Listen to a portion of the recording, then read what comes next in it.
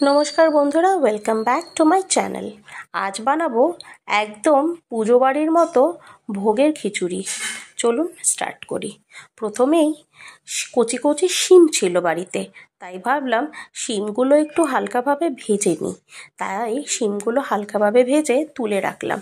তারপর দিয়ে দিলাম সোনা মুগ ডাল, ভালোভাবে একটু ভেজে নিলাম। তারপর তার উপরে দিয়ে দিলাম আদা কুচি। সব কিছু একটু ভালোভাবে নাড়াচাড়া করে দিয়ে দিলাম জল, হলুদ আর পরিমাণ মতন লবণ। যখন জলটা খুব ভালোভাবে ফুটে গেল, দিয়ে দিলাম আগের থেকে ভিজিয়ে রাখা গোবিন্দভোগ চাল আর লঙ্কা।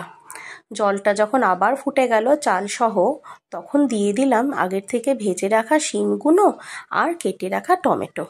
দিয়ে দিলাম ছাড়িয়ে রাখা কড়াইশুঁটি।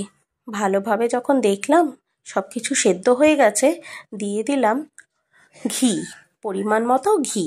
তারপরে আলাদা একটা জায়গায় গরম তেলে দিয়ে দিলাম 5 ফোড়ন, শুকনো লঙ্কা, দারচিনি, এলাচ ফোড়ন আর দিয়ে দিলাম কটা চিনেবাদাম। ভালো করে ভেজে তড়কা দিয়ে দিলাম খিচুড়িতে। ভালোভাবে আবার সব নাড়াচাড়া করে নিলেই তৈরি হয়ে গেল আমাদের পুজো বাড়ির মতো ভোগের খিচুড়ি।